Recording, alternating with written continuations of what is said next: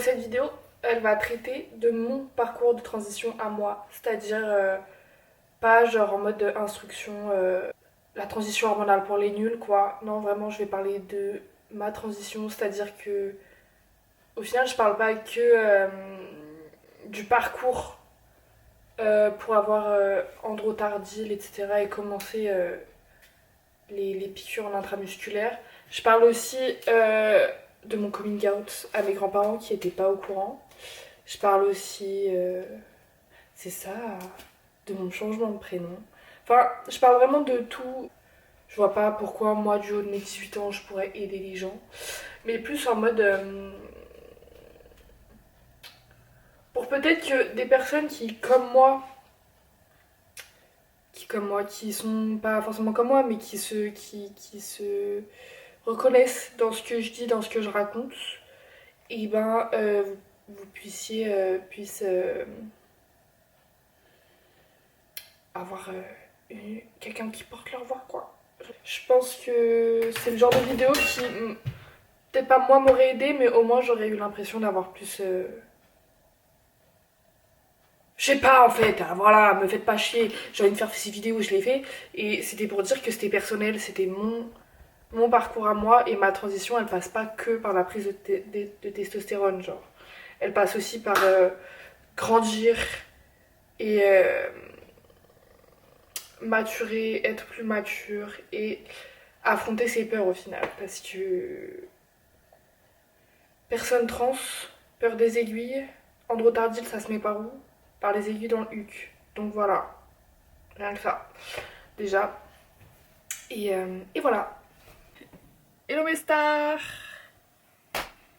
Hier, j'ai eu mon premier rendez-vous chez Landoc. Ce qui m'a rendu très heureux et hopeful pour la suite. Et du coup, j'ai envie, comme toute personne trans au final, de faire vraiment un journal de ma transition parce que c'est important, c'est une étape de ma vie. C'est au final, c'est un peu ce qui va me forger à jamais. J'ai un autre rendez-vous chez l'endoc, chez une autre endoc, dans le public, pour savoir si ça prend autant de temps ou moins ou plus, ou bref, pour faire mon choix et pour du coup faire mon choix entre public et privé et aussi voir la différence des informations qui sont données, etc. Avant de reprendre rendez-vous, il faut que je fasse une prise de sang et une échographie pelvienne, je crois. Bref, de mes règles, de mes ovaires, tout ça. Et c'est déjà pas mal. C'est déjà pas mal. Sur ce, bisous. On dit merci à Elio qui m'a organisé une fête pour ma transition. Genre c'est tellement incomplu, mais merci Elio, il m'a même fait un gâteau. Il m'a fait un gâteau. Il m'a fait un gâteau. Il m'a fait un gâteau. Elle est folle. Non mais elle est folle. Elle est folle. Non mais elle est folle.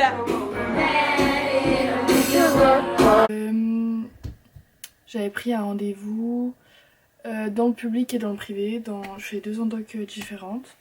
Et je voulais faire mon choix après en partant du principe que dès le départ j'allais aller dans le privé parce que ça va plus vite, Et ben aujourd'hui j'ai eu mon rendez-vous dans le public parce que j'ai déjà eu, il y a 2 semaines j'ai eu mon rendez-vous dans le privé qui s'est très bien passé, toute mimi, pas de soucis. Mais voilà. Et aujourd'hui j'ai eu mon rendez-vous dans le public et pareil, toute mimi, toute gentille, trop mimi. Et ça s'est tout aussi bien passé que dans le privé. Et en fait, je pensais que aller dans le public, c'était beaucoup plus de contraintes, beaucoup plus compliqué, un suivi beaucoup plus long. Et ok, le rendez-vous, j'avais pris en octobre pour fin mars, ce qui est assez long, en vrai, je trouve. Mais au final, elle m'a tout bien expliqué. Elle m'a dit qu'il fallait juste que je fasse les tests, qu'après je lui envoyais par mail et qu'elle allait m'envoyer l'ordonnance par mail. C'est-à-dire que ça veut dire que je commence bientôt. Et bien, tu vois, je sais pas que c'est génial. Voilà, dis pas que c'est génial, c'est trop bien, je suis trop content. Et je me suis rendu compte aussi, il y a 5 minutes globalement, que en vrai j'étais trop beau, même santé, mais que Ce qui me manquait, c'était genre en mode... le truc que les gens pensent directement que je suis une femme, une petite femmelette là. Alors que je suis un bonhomme, un mâle alpha, un mâle sigma, tout sauf un mâle bêta. Le truc qui m'embête le plus, c'est que... Bah, y a ma poitrine déjà, mais ça, j'ai pas envie de faire une grosse opération dès mes 18 ans. Ça va un peu trop vite à mon goût. Mais le truc, c'est que j'ai ce besoin que les gens me demandent en fait qui je suis et pas qu'ils admettent tout de suite que je suis telle personne et que j'apparais dans le champ des possibilités d'une personne qui puisse être nanani. C'est absolument pas clair, mais je m'en bats les couilles parce que c'est une vidéo pour moi. Enfin, genre que c'était un besoin personnel, genre. Enfin, en mode, je rentre pas dans les cases, hein, non, je suis beau gosse de ouf. Juste, j'ai besoin de ça. Bref, c'est compliqué à expliquer. Bref, en tout cas, c'est mon choix, c'est mon chemin, et c'est ça que j'ai décidé. Aujourd'hui, je devais faire une prise de sang pour le début de la transition. J'ai appris en fait que... Ah, il coupe pas, si, il coupe. Que... Ce que c'était les chutes de tension, genre comment tu les voyais et tout. Les gars, j'en fais tout le temps. Et du coup, j'ai vu tout à l'heure que je commençais à avoir des petits points noirs et tout pendant qu'elle me piquait, quand elle a planté les billes. Et après, quand j'ai entendu le sang couler, c'était si drôle dans le petit tube. J'ai fait toutes mes analyses, bientôt la testostérone in my body. Je vais faire mon coming out à mes grands-parents ce soir. À 18h30. J'ai le big strack, écoutez, mais c'est à faire, je dois le faire. Enfin, c'est pas que je leur dois quoi que ce soit ou quoi, mais j'ai besoin de le faire pour être en paix avec moi-même. Même si ça veut dire que techniquement, possiblement, je dois couper les ponts avec eux après quoi, mais j'ai besoin qu'ils sachent qui je suis réellement. Bang. Voilà quoi. On s'est quitté dans le docu sur le fait que j'allais parler à mes grands-parents de ma transition. En fait, je suis le tournage de transition. Bref, sur le fait que j'étais transition à mes grands-parents.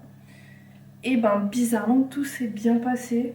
Je leur ai lu la lettre de A à Z. Enfin, je leur avais dit avant, ouais, si vous pouvez, on en parle quand j'aurai fini de lire et tout, vraiment trop mimi. Enfin, cœur sur vous les grands-parents, cœur sur vous.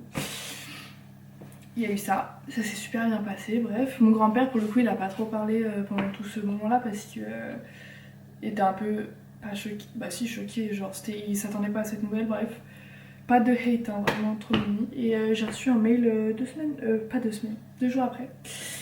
Et trop kawaii, vraiment trop kawaii. Un mail super mimi mais que je garde que pour moi, bref, que dans l'amour et la bonne humeur et la bienveillance, super. Ensuite, j'ai renvoyé un mail au début de la semaine avec mes résultats pour avoir mon ordonnance parce que ça faisait 2 semaines que je l'avais envoyé et 2 semaines que j'avais pas de réponse. Et du coup je me suis dit bang, dans l'objet du mail je vais marquer confirmation de transition hormonale et résultat sanguin et échographie. Du coup j'ai fait ça. Bizarrement elle me répond le jour même en mode c'est pas le bon format, mettez-les-moi en PDF SVP. J'ai fait ok, je vous les ai mis en PDF, j'espère que ça marche. Et le lendemain, parce que j'ai envoyé ça un peu tard, j'ai envoyé ça le soir, il répond que le matin je crois. Elle m'a dit, elle m'a rien dit, juste les ordonnances. Du coup là j'ai mes ordonnances, regardez. Petite ordodo, déjà paxée l'ordodo. Petite ordodo pour la testostérone. Et regardez-moi ça, Androtardil. Androtardil la team. Androtardil sur moi, pas sur vous, dans mes fesses. Jeudi matin, je m'étais dit ouais vas-y je vais tout acheter, je vais faire ça, je vais me piquer les fesses, y'a quoi maintenant.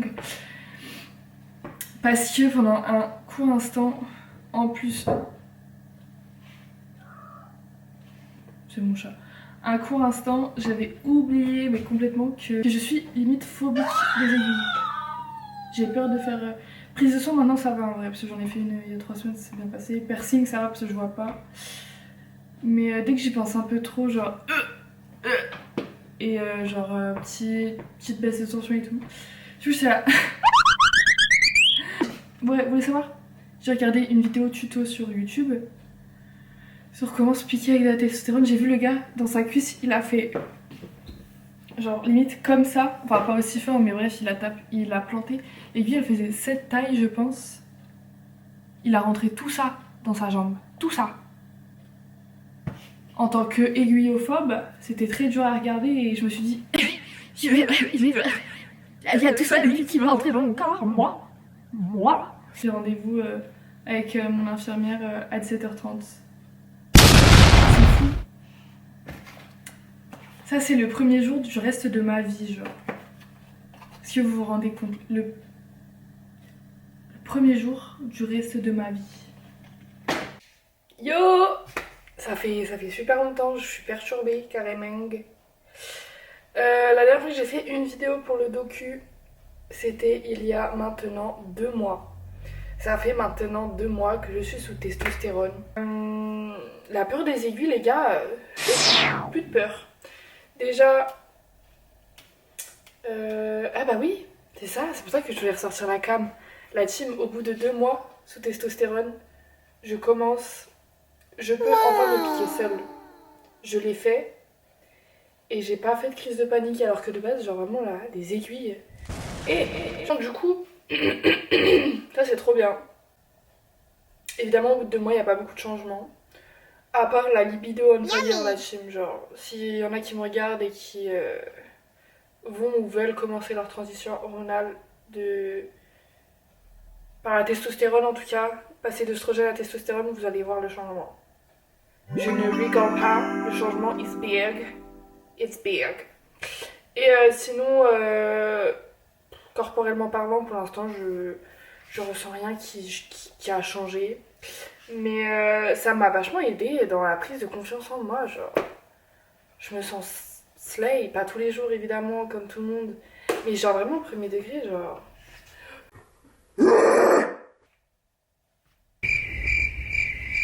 Voilà, ça en dit long. Et du coup, 2 mois sous testostérone déjà. C'est que ça passe vite. Je vois mon psy genre tous les 2-3 mois. Et là, la dernière fois que je l'ai vu, on a parlé du fait que j'avais commencé ma transition, etc. Et du fait que je voulais faire mon changement de prénom à l'état civil. Mais du coup, c'est un big dossier. J'ai dû demander des lettres à 1000 et 1000 gens, genre mes parents, mes amis, mon frère, la copine de mon frère. Il faut aussi recruter, genre avoir le certificat de naissance. Et ça se chope où? Que dans la mairie de naissance. Heureusement, la mienne, elle est à côté de chez moi, genre. Enfin, je suis toujours dans la ville où je suis née, du coup, ça va, c'est pas trop chiant.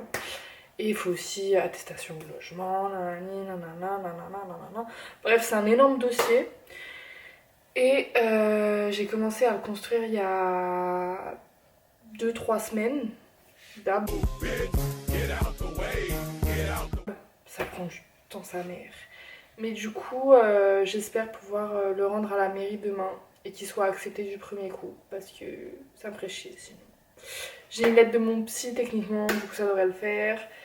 Après, j'ai pas demandé aux autres membres de ma famille parce que c'est trop chiant, genre. Le temps que je reçoive les cartes d'identité, les lettres, nanani, nanana, bref, trop chiant. Mais du coup, vraiment, je dépose le dossier demain, on verra. On verra. Je vais arrêter la vidéo ici. Enfin, il y aura plus, elle sera pas plus longue. C'est évidemment, je suis qu'à 2 mois sous testostérone. Ma transition n'est pas du tout finie. J'ai pas fini de documenter moi de mon côté dessus. Au moment où j'aurais vraiment vu des changements sur moi, j'ai envie de faire une vidéo en mode bah voilà ce qui a changé chez moi, voilà, etc. Parce que pour l'instant, à part la libido et le retour vite fait de l'acné, rien. Genre vraiment rien. Enfin, si mes règles sont déréglées, mais elles sont toujours là vu que ça fait que genre 2 mois que je suis tout sautée. Et c'est à partir de 3-4 mois que elles se coupent normalement. En moyenne, évidemment. Et du coup, on verra. Et la prochaine étape pour moi, c'est 1 mois à Madagascar, c'est-à-dire 2 piqûres dans un pays étranger, moi-même, Voilà. Prochaine étape, c'est Madagascar. Et ça aussi, j'en ferai un vlog. Voilà. Bisous les loulous. Merci d'avoir regardé cette vidéo si vous êtes venus jusqu'à la fin. Ça me fait trop plaisir. Et commencer ma chaîne YouTube avec cette vidéo, c'est vraiment planter le décor. Et c'est planter le décor de mon univers, même si genre là ça fait que je mets la transition au centre de mon personnage, de ma vie. Évidemment, c'est une grosse partie de ma vie le fait que je sois transgenre, mais en attendant, c'est pas toute ma personnalité. Enfin, je suis pas. Vous me voyez pas dans la rue, je suis pas là. Transgenre. J'ai plein d'autres choses dans ma vie qui arrivent et la transition évidemment c'est le plus important à mes yeux parce que c'est ce dont j'ai besoin, comme je l'ai dit dans la vidéo, c'est ce dont j'ai besoin pour grandir, pour m'accepter comme je suis, accepter le fait que je ne suis pas née et ma vie n'a pas été destinée pour être aussi facile qu'une personne cisgenre. Mais voilà, c'est une vidéo qui me tient quand même à cœur pour commencer ma chaîne YouTube. Je me dis que c'est la meilleure pour commencer. C'est une vidéo où je m'invente pas une vie, entre guillemets. Enfin, c'est ma vie, enfin, je raconte que ce que je veux, évidemment, mais voilà, quoi. Voilà. Et gros bisous la team. Et je me suis même pas présentée au début de la vidéo. Yo, c'est Gabrielle. Moi, c'est Gabrielle, 18 ans, toutes ces dingues. C'est pas vrai. J'ai une dent en moins. 18 ans et une dent en moins. Vaccinée contre la rage. Les rageux, vous m'attendrez pas. Je ragerai plus jamais de ma vie. Et j'ai un chat qui s'appelle Pouic Pouic. Vous l'avez vu plusieurs fois en arrière-plan dans la vidéo. C'est mon fils, littéralement. Bref, fin de vidéo, je ne sais pas comment la finir. Gros bisous la team et on se retrouve